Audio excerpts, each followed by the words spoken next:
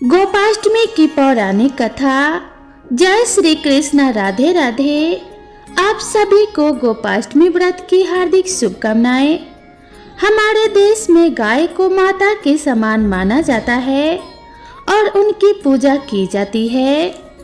ऐसी मान्यता है कि गौ माता में सभी देवी देवताओं का वास होता है और गौ माता की पूजा करने से सभी फल की प्राप्ति हो जाती है। और गोपाष्टमी का जो दिन है, इस दिन उपवास भी रखा जाता है।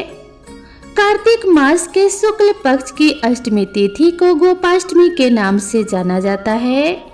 भगवान श्री कृष्ण और उनके भाई बलराम दोनों का ही बचपन गोकुल में बीता था, जो कि ग्वालों की नगरी थी। गाय को पालने वालों को ग्वाला कहा जाता है। भगवान श्री कृष्ण और बलराम जी को गौओं की सेवा और उनके रक्षा करने का प्रशिक्षण दिया गया।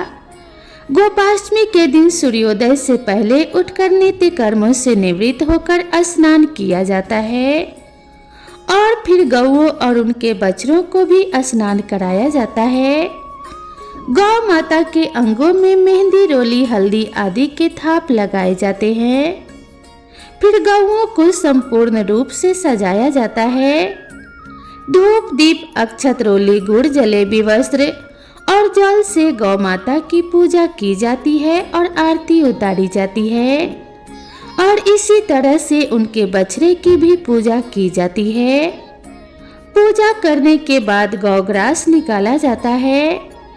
गौ माता की परिक्रमा की जाती है। परिक्रमा करने के बाद गौओं के साथ कुछ दूर तक उनके पीछे पीछे चला जाता है। ऐसा करने के पीछे मान्यता है कि आपकी सफलता के मार्ग खुलते चले जाते हैं। यदि आपके जीवन में आप कोई भी काम करते हैं, उसमें आए दिन बाधाएं आती हो, अर्थात आप सफल नहीं हो पा रहे हैं, तो गोपाष्टमी की पूजा करने से आपके काम में आने वाली सारी बाधाएं भी दूर हो जाती है। इस दिन गौ माता के साथ साथ अपनी सामर्थ्य के अनुसार ग्वालों को कुछ न कुछ उपहार अवश्य देना चाहिए। अब आइए श्रवण करते हैं गोपाष्टमी की पौराणिक कथा। पौराणिक कथा के अनुसार जब कान्हा जी ने 6 वर्ष की आयु में प्रवेश किया, तब एक दिन वह अपनी मैया यशोदा से बोले कि मैया, अब तो मैं बड़ा हो गया हूँ। तो मैया यशोदा बोली, अच्छा लाला, अब तुम बड़े हो गए हो तो बताओ हम क्या करें। तो कान्हा जी कहने लगे, मैया, अब हम बछड़े चराने नहीं जाएंगे। अब हम बड़े हो गए हैं, इसलिए अब हम गाय चराएंगे। क्योंकि तब ऐसा होता था कि जो छोटे छोटे बालक थे उन्हें बछड़े चराने का काम दिया जाता था। गौ माता बड़ी होती हैं तो उन्हें चराने के लिए बड़ी आयु के ग्वाले ही जाया करते थे। कान्हा जी का गौओं के प्रति और बछड़ों के प्रति प्रेम तो सभी को पता है। कान्हा जी की ऐसी बातें सुनकर मैया यशोदा कहने लगी कि अच्छा ठीक है, अपने बाबा से पूछ लेना, फिर जाना। मैया के ऐसे कहते ही झट से कान्हा जी नंद बाबा से मिलने और उनसे पूछने के लिए नंद बाबा के पास पहुंच गए। बाबा के पास पहुंचे और बाबा से कहने लगे कि बाबा, अब से हम गाय चराने जाएंगे। बाबा ने सुना तो बाबा ने भी कहा कि अरे लाला, अभी तो तुम बहुत छोटे हो, अभी तो तुम केवल बछड़े ही चराओ। जब बड़े हो जाओगे तो गौएं भी चरा लेना। लेकिन कान्हा जी कहाँ मानने वाले थे। कान्हा जी कहने लगे, बाबा, अब से मैं बछड़े नहीं चराऊंगा, मैं तो गाय ही चराऊंगा। जब कान्हा जी नहीं माने तो फिर नंद बाबा बोले कि अच्छा लाला, चलो ठीक है, अब जाकर पंडित जी को बुलाकर ले आओ। वह गौचारण का शुभ मुहूर्त देखकर बता देंगे, फिर उसके बाद से तुम गौएं चराने जाने लगना। कान्हा जी को तो बस इसी बात का इंतजार था। बाबा के मुंह से हाँ सुनकर कान्हा झट से पंडित जी के पास दौड़ कर पहुंचे और बोले, पंडित जी, आपको मेरे बाबा बुला रहे हैं। गौचारण का शुभ मुहूर्त देखना है। एक काम करना पंडित जी, आप आज का ही मुहूर्त बता देना। अगर आप ऐसा करेंगे तो मैं आपको बहुत सारा माखन दूंगा। पंडित जी ने जब कान्हा जी के मुख से माखन का प्रलोभन सुना तो पंडित जी समझ गए कि कान्हा जी को तो गौए चराने की बहुत जल्दी है। अब पंडित जी नंद बाबा के पास पहुंचे और बार बार पंचांग देखकर गणना करने लगे। तब नंद बाबा ने पूछा कि पंडित जी क्या बात है, आप बार बार क्या गिन रहे हैं? इधर कान्हा जी ने तो पंडित जी को पहले ही पट्टी पढ़ा दी थी। उन्होंने पंडित जी को ढेर सारा माखन देने का लालच दे दिया था। प्रभु के हाथों से माखन खाने का आनंद ही कुछ और है। पंडित जी नंद बाबा से कहने लगे कि क्या बताएं नंद बाबा, केवल आज का ही मुहूर्त है, उसके बाद तो अगले 1 वर्ष तक गौचारण का कोई मुहूर्त ही नहीं है। पंडित जी की बात सुनकर अब नंद बाबा ने भी अपने लाला को गौचारण की स्वीकृति दे दी। अब भगवान जो भी कार्य जिस समय भी कर ले वही शुभ मुहूर्त बन जाता है। उस दिन से ही भगवान ने गौचारण आरंभ किया और वह शुभ तिथि थी कार्तिक मास के शुक्ल पक्ष की अष्टमी तिथि। भगवान की पहली बार गौचारण आरंभ करने के कारण ही यह तिथि गोपाष्टमी कहलाई। मैया यशोदा ने अपने लाला का श्रृंगार किया। पूरा श्रृंगार करने के बाद जैसे ही वह उनके पैरों में जूतियां पहनाने लगी तो लाला ने मना कर दिया। कान्हा जी बोले, मैया अगर मेरी गाय जूतियां नहीं पहनती तो भला मैं कैसे पहन सकता हूँ?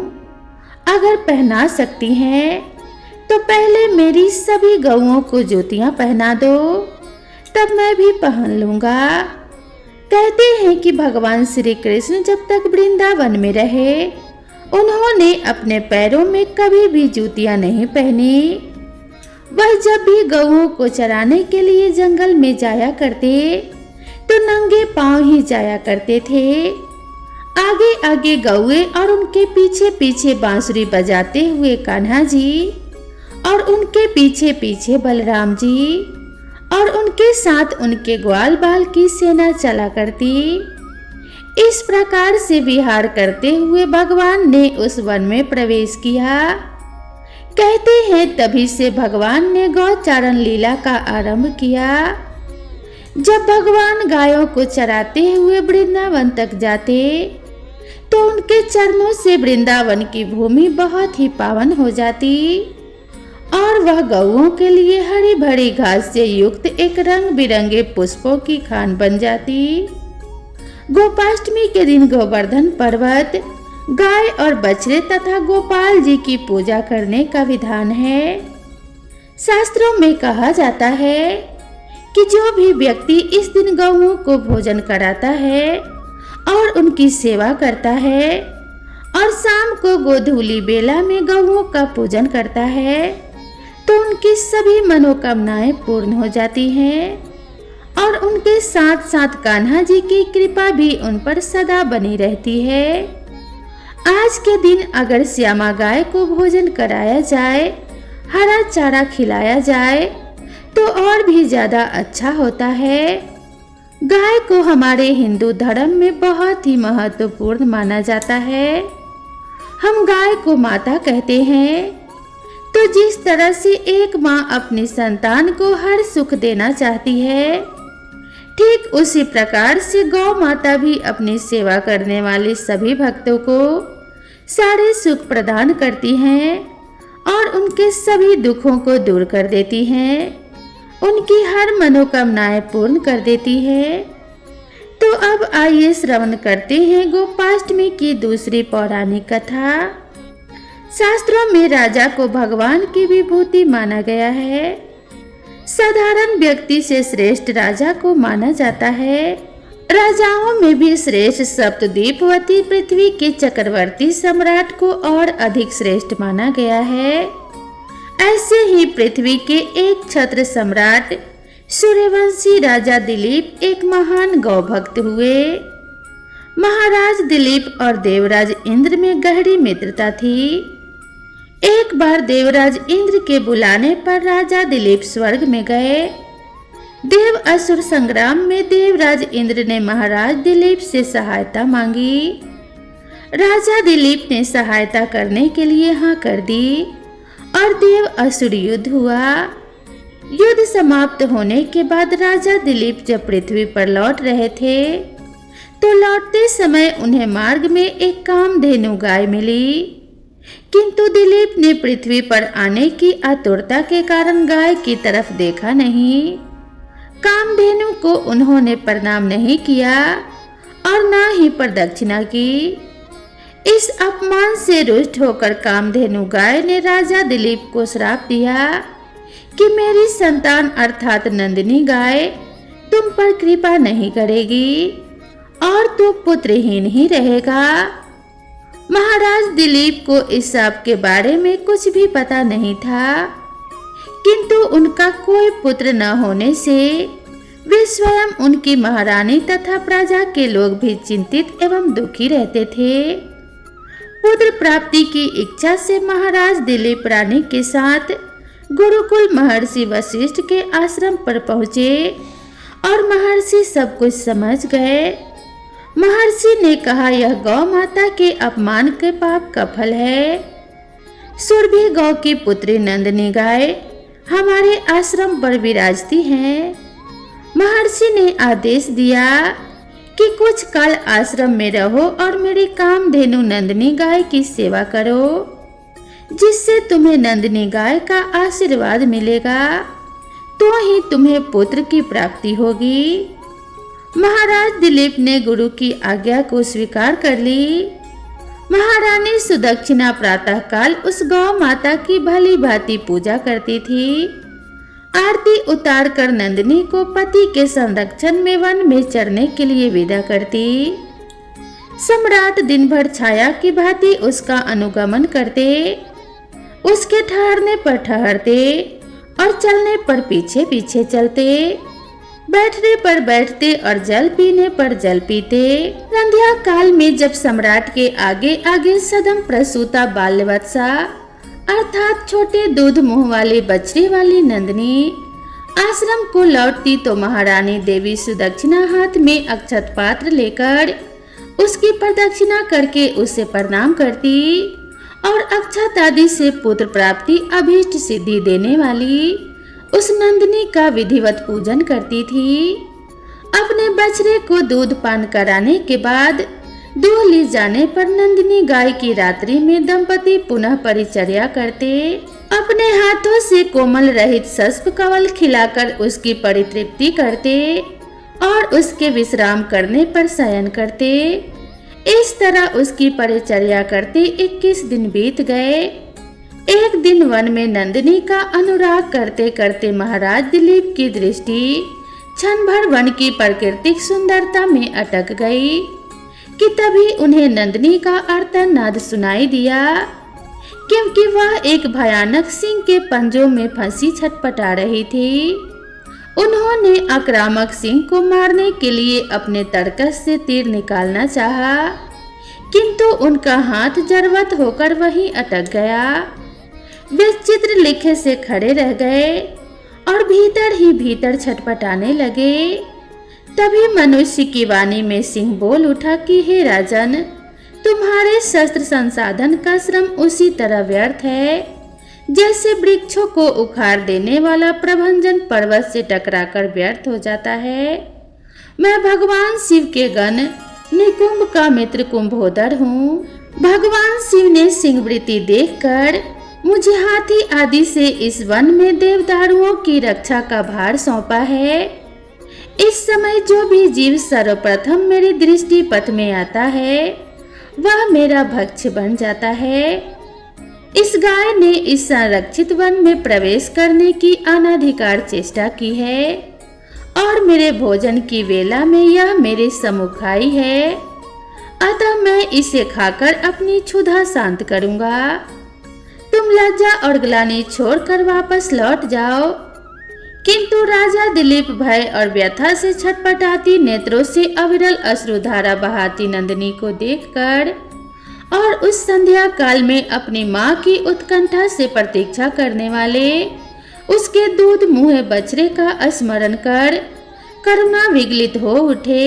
नंदिनी का मातृत्व उन्हें अपने जीवन से कहीं अधिक मूल्यवान जान पड़ा और उन्होंने सिंह से प्रार्थना की कि वह उनके शरीर को खाकर अपनी भूख मिटा ले और नंदिनी गाय को छोड़ दे। सिंह ने राजा के इस अद्भुत प्रस्ताव का उपहास करते हुए कहा कि हे राजन, तुम चक्रवर्ती सम्राट हो, गुरु को नंदिनी के बदले करोड़ों दुधारू गौएं देकर प्रसन्न कर सकते हो।